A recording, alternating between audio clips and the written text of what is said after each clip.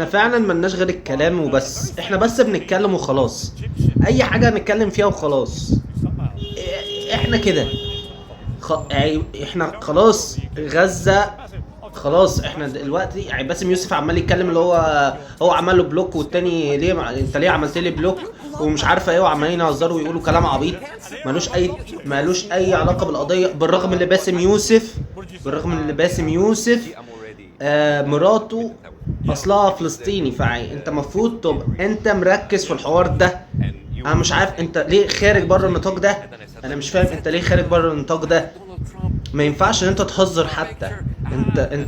انت قصاد العالم، فما ينفعش تهزر. ما ينفعش. انا عارف ان دي دبلوماسيه وكل الكلام ده، بس فعلا ما ينفعش ان انت تهزر.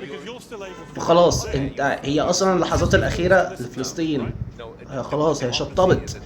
يا جدعان في تصريح نزل من وزير الدفاع الاسرائيلي، قال احنا هندمر غزة وحصروها بري. خلاص الموضوع انتهى، غزة خلصت.